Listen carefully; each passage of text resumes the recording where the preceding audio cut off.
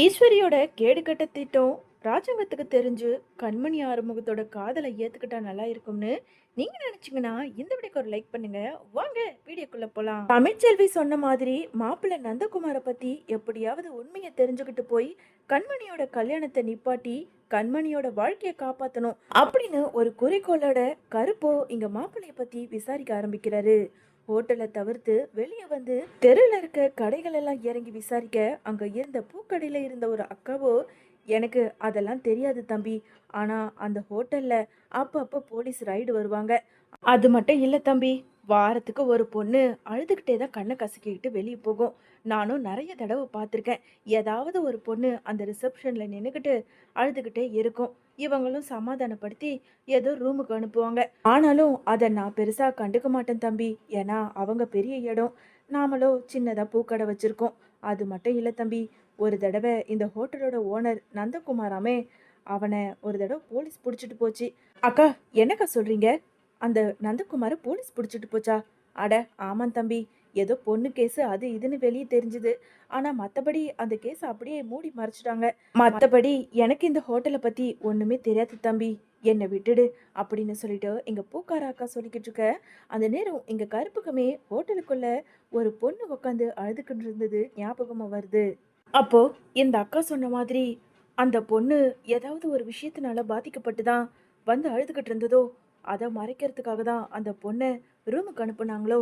இல்லை, இந்த ஹோட்டலில் ஏதோ ஒரு தப்பு தான் நடக்குது.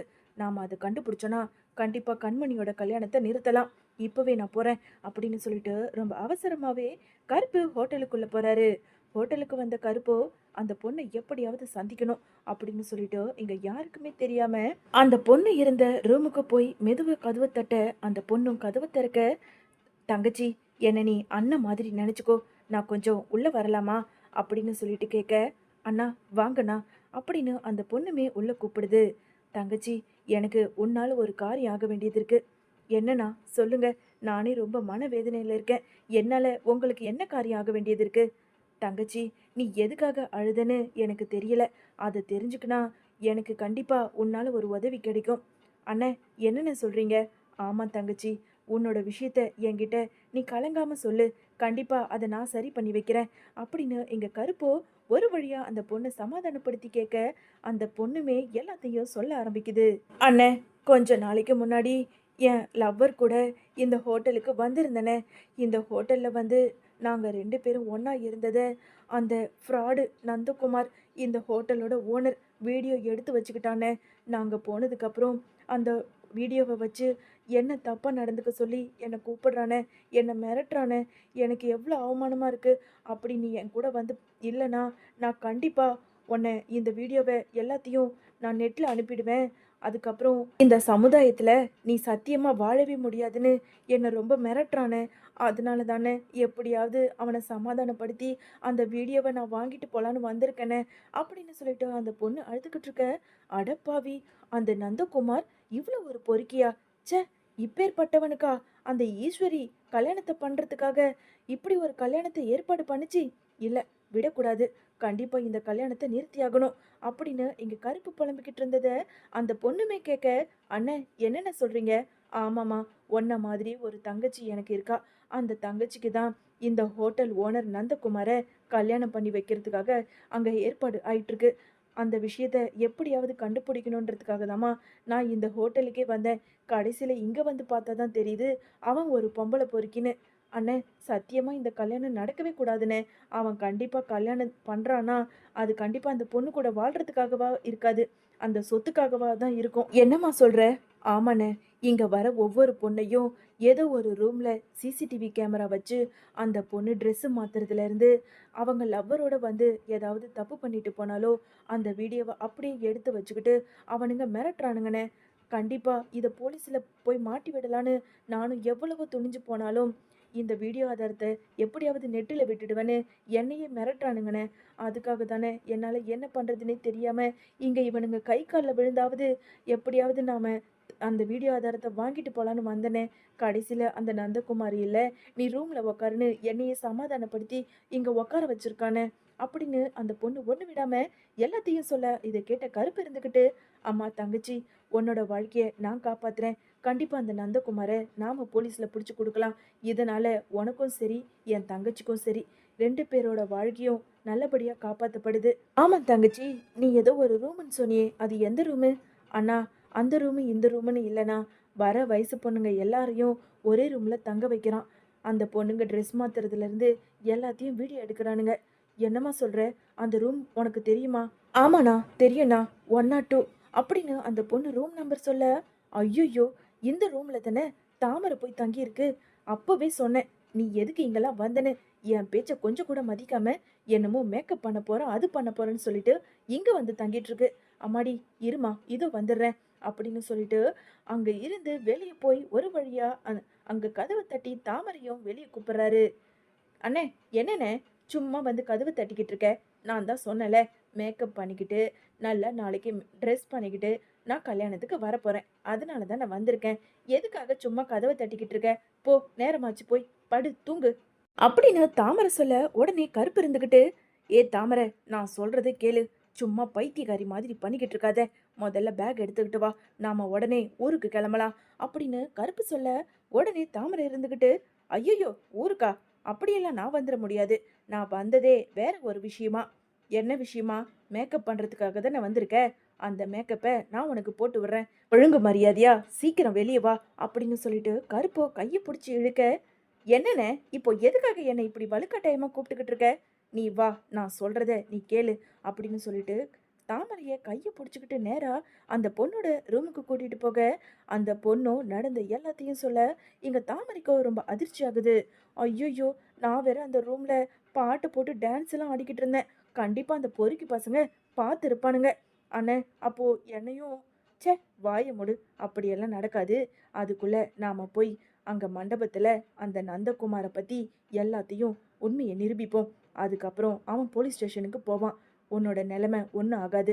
எல்லாத்தையும் நான் பார்த்துக்கிறேன். அம்மாடி தங்கச்சி, உன்னை என் தங்கச்சி போல நினச்சிக்கிட்டு உன் காலில் கூட விழுந்து கேட்குறமா, தயவு செஞ்சு நீ வந்து அங்கே சாட்சி சொல்லுமா, வாமா அப்படின்னு சொல்லிட்டு இங்க ரொம்பவுமே கருப்பு கெஞ்ச, அண்ணே, நான் தான் சொல்கிறேன்ல, கண்டிப்பாக இன்னொரு பொண்ணோட வாழ்க்கை கெட்டு போக நான் விட மாட்டேன். வாண்ணே, நாம போகலாம் அப்படின்னு சொல்லிட்டு எங்கள் தாமரை, கருப்பு, அந்த பொண்ணுன்னு 3 பேருமே கிளம்பி நேராக மண்டபத்துக்கு போகிறாங்க.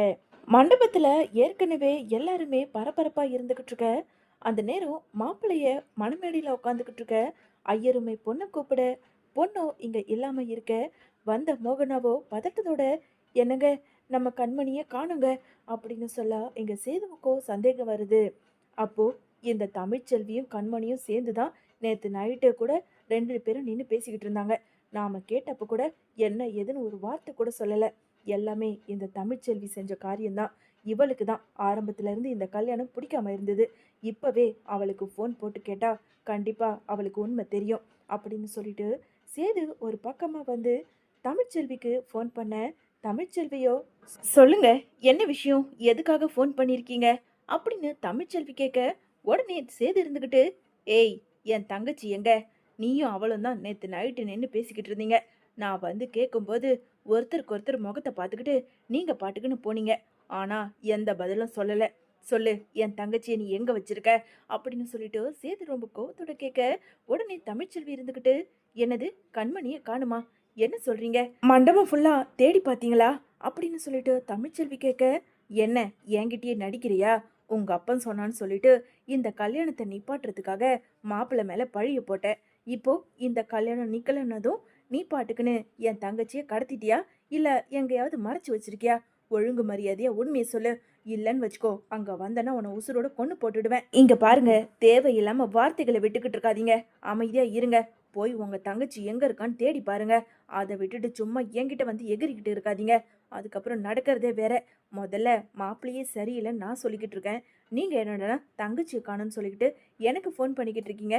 நீங்க முதல்ல ஃபோனை வைங்க அப்படின்னு சொல்லிட்டு இங்க ரொம்ப கோவத்தோட பேசிட்டு தமிழ்ச்செல்வி ஃபோனை வச்சுட்டு, ஒருவேளை கண்மணி ஆறுமுகத்து கூட எங்கேயாவது போயிருப்பாளா? தப்பான முடிவு எடுத்திருப்பாளா? ஐயோ கடவுளே, இப்போ என்ன பண்றதுன்னே தெரியலையே. முதல்ல கருப்பு அண்ணனுக்கு ஃபோன் பண்ணுவோம் அப்படின்னு சொல்லிட்டு தமிழ்ச்செல்வி இங்க கருப்புக்கு ஃபோன் பண்ண, சொல்லு தமிழு. அண்ணா, நீ போன காரியம் நடந்துச்சா? அந்த மாப்பிள்ளைய பத்தி ஏதாவது உண்மை தெரிஞ்சுதா? தெரியும், எல்லாமே கண்டுபிடிச்சிட்டேன் தமிழு. அங்கதான் வந்துகிட்டு இருக்கேன். நீ எங்க இருக்க? அண்ணா, நான் ஹோட்டல்ல இருக்கேன். கண்மணியை வேற காணும்னு சொல்லிட்டு இப்போதான் அவர் எனக்கு ஃபோன் பண்ணாரு. என்னம்மா சொல்ற? கண்மணியை காணுமா? ஆமாண்ணா, அதை பத்தி நீங்க கவலைப்பட வேண்டாம். கண்டிப்பா கண்மணி எங்க போயிருப்பான்னு எனக்கு தெரியும். நீங்க சீக்கிரமா ஆதாரத்தை கூட்டிக்கிட்டு மண்டபத்துக்கு வந்துடுங்க அப்படின்னு சொல்லிட்டு எங்க தமிழ்ச்செல்வியோ சொல்லிக்கிட்டு இருக்காங்க. இன்னொரு பக்கம் மண்டபத்துல கண்மணி காணுங்கன்னு விஷயம் தெரிஞ்சு எல்லாருமே கண்மணியை தேடிக்கிட்டு இருக்க.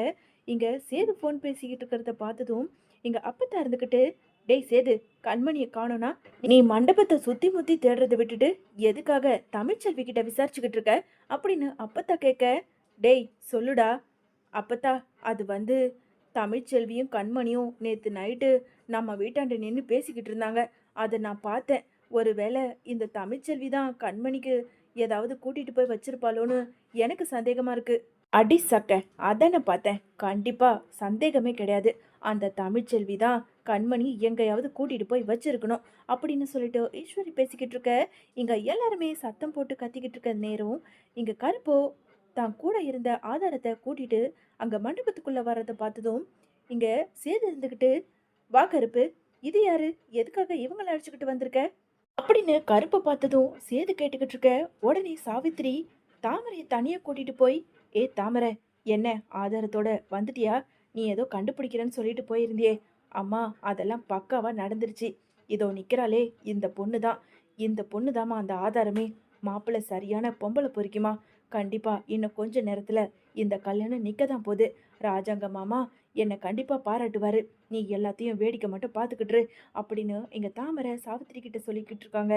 இன்னொரு பக்கம் இங்க ராஜாங்கம், சேது, என்ன சேது இது? என் பொண்ணை காணோன்னு நானே பதறி போய்கிட்டு இருக்கேன். இங்க என்னமோ கருப்பு யாரையும் கூட்டிட்டு வந்து போலீஸோட நின்றுக்கிட்டு இருக்கான். கருப்பு, என்ன கருப்பு இதெல்லாம் அப்படின்னு சொல்லிட்டு ராஜாங்க கேட்க, ஐயா, கண்மணி காணாம போன விஷயத்த தமிழ்ச்செல்வி என்கிட்ட சொல்லிச்சு. கண்மணி காணாம போனாலும் நாம கண்மணியை கண்டுபிடிச்சிக்கலாம். ஆனா இங்க ஒரு பெரிய பிரளயமே நடந்திருக்கியா? என்ன சொல்ற கருப்பு? ஆமா ஐயா, இதோ இருக்கானே இந்த மாப்பிள்ளை நந்தகுமார், இவன் சரியான ஃப்ராடு, பொம்பளை பொறுக்கி. இவனால பல பொண்ணுங்களோட வாழ்க்கை ரொம்ப நாசமா போயிருக்கு. இதோ இந்த பொண்ணு தான் சாட்சி அப்படின்னு சொல்லிட்டு எங்க கருப்பு சொல்ல, உடனே மாப்பிள்ளையோட அப்பா இருந்துகிட்டு, நல்லா இருக்கே கதை, என் பையன் மேலேயே பழிய போட்டுக்கிட்டு இருக்கீங்க. இந்த கல்யாண மண்டபத்துல என் பையன் இருக்கான். ஆனா உங்க பொண்ணு கண்மணி எங்க போனா? கண்மணியை காணாம போனதுக்கு மறைக்கிறதுக்காக என் பையன் மேல பழிய போட்டு பேசிக்கிட்டு இருக்கீங்களா? டேய், நீ யாருடா? இந்த பொண்ணு யாரு? எதுக்காக கூட்டிட்டு வந்து எங்களை அவமானப்படுத்திக்கிட்டு இருக்க அப்படின்னு சொல்லிட்டு மாப்பிள்ளையோட அப்பா பேசிக்கிட்டு இருக்க. உடனே அங்க இருந்த இன்ஸ்பெக்டர் இருந்துக்கிட்டு, ஓ, நீதான் மாப்பிள்ளையோட அப்பாவா? அதான் வாய்க்கிழியே பேசிக்கிட்டு இருக்க. ஒழுங்கு மரியாதையா வாயை முடிக்கிட்டு இரு, இல்லைன்னா கூட்டிட்டு போய் முட்டிக்கு முட்டி தட்டிடுவேன். ஜாக்கிரதை. ஏமா, எவ்வளோ நேரம் ஆச்சு நீ வந்து? சீக்கிரமா நடந்த எல்லாத்தையும் சொல்லு அப்படின்னு சொல்லிட்டு இன்ஸ்பெக்டர் சொல்ல, உடனே அந்த அங்க வந்திருந்த பொண்ணுமே நடந்த எல்லாத்தையும் சொல்ல ஆரம்பிக்கிறாங்க. டேய் ராஸ்கல், எங்கடா என்னோட வீடியோ அப்படின்னு சொல்லிட்டு மாப்பிள்ளையை பிடிச்சி இங்க தாறுமாறா கேள்வி கேட்க, உடனே அந்த பொண்ணு பிடிச்சி தள்ளி விட்டுட்டு, ஏமா நீ யாருமா? எதுக்காக என் பிள்ளைய சட்டையை பிடிச்சி வந்து கேள்வி கேட்டுக்கிட்டு இருக்க? யோ, இவெல்லாம் உன் பிள்ளையா அப்படின்னு சொல்லிக்கிறதுக்கு நீ தான் அவமானப்படணும். பொண்ணுங்களெல்லாம் கேவலமான வீடியோ எடுத்து அசிங்கப்படுத்தி இவனோட ஆசைக்காக இணங்க வைக்கிறான். இவன்லாம் ஒரு பிள்ளையா? சார், இவனை அரெஸ்ட் பண்ணுங்க. இங்க பாருங்க, உங்க பொண்ணை இவனுக்கு கல்யாணமே பண்ணி கொடுக்காதீங்க. தயவு செஞ்சு, இவன் சரியான ஒரு பொம்பளை பொறுக்கி அப்படின்னு சொல்லிட்டு அங்க வந்த பொண்ணு சாட்சி சொல்ல, அங்க இருந்த எல்லாருக்குமே அதிர்ச்சி ஆகுது. உடனே இங்க சேது இருந்துகிட்டு, அப்பா, தமிழ்ச்செல்வி இதேதான்ப்பா அன்னைக்கும் சொல்லிச்சு. இந்த மாதிரி இவன் ஒரு பொறுக்கி, இவனை பத்தி 4 பேருக்கிட்ட விசாரிங்க, வைத்தியர்கிட்ட கூட அப்பப்போ மருந்து வாங்கி சாப்பிட்றாரு, அப்படி இப்படின்னு சொல்லிச்சுப்பா. அதையும் நான் விசாரிச்சேன். ஆனா விசாரிக்கும் போது கூட இவன் ரொம்ப நல்லவன் சொல்லிட்டு தான்ப்பா சொன்னாங்க. எல்லாமே இவனுங்க பணம் கொடுத்து சரி பண்ணியிருப்பானுங்க போல அப்படின்னு சொல்லிட்டு சேதுவுக்கோ கோபம் வந்து நேரா மாப்பிள்ளை பிடிச்சி ஓங்கி பலார் பலார்னு அறை கொடுக்குறாரு. இன்னொரு பக்கம் இங்க மோகனாவோ, ஐயோ கடவுளே, என் பொண்ணோட வாழ்க்கை நல்லபடியா காப்பாத்தியாச்சு. ஆனா என் பொண்ணு கண்மணி தான் எங்க போனான்னு இன்னும் தெரியவே இல்லை அப்படின்னு இங்க மோகனாவும் ரொம்பவுமே குழப்பத்தோட இருந்துகிட்டு இருக்காங்க. என்ன சேது, இவ்வளவு நடந்திருக்கு? தமிழ்ச்செல்வி இவனை பத்தி சொல்லியிருக்கும் போது எதுக்காக இவனை பத்தி விசாரிக்காம கல்யாணம் பண்ணி கொடுக்கணும்? என்ன செய்தி இது? ஐயோ அப்பா, இவனை பத்தி நான் ஊருக்குள்ள விசாரிச்சேன். அதான் சொன்னனே, இவன் ஒருவேளை பணத்தை கொடுத்துருப்பானோ அப்படின்னு சொல்லிட்டு சேது குழப்பத்தோட இருக்க. சேது கோவம் வந்து அங்க மாப்பிள்ளையும் மாப்பிள்ளையோட அப்பாவையும் போட்டு வெளுத்துவாங்க. உடனே மாப்பிள்ளையோட அப்பா இருந்துக்கிட்டு, சாரி சார், என்னை மன்னிச்சிடுங்க. நான் தான் நீங்க போற இடம்லாம் எங்களை பத்தி நல்லபடியா சொல்றதுக்காக பணம் கொடுத்துக்கிட்டு இருந்தேன். ஆமாம், என் பையன் வைத்தியத்துக்காக மருந்து வாங்கி சாப்பிட்டுக்கிட்டு தான் இருக்கான். இந்த உண்மை தெரிஞ்சா கண்டிப்பாக உங்கள் பொண்ணை என் பையனுக்கு கல்யாணம் பண்ணி கொடுக்க மாட்டீங்கன்ற ஒரே காரணத்துக்காக தான் நாங்கள் யாரும் இந்த உண்மையை சொல்லாமல் மறைச்சு அந்த கண்மணிக்கு கல்யாணம் பண்ணி வைக்க முடிவு பண்ணோம். மன்னிச்சிடுங்க சார் அப்படின்னு சொல்லிட்டு மாப்பிள்ளையோட அப்பாவோ ஒரு பக்கம் அழுதுகிட்டு இருக்காரு. இன்னொரு பக்கம் இங்கே நடக்கிற எல்லாத்தையுமே ரொம்ப அதிர்ச்சியோட ஈஸ்வரி பார்த்துக்கிட்டு இருக்காங்க.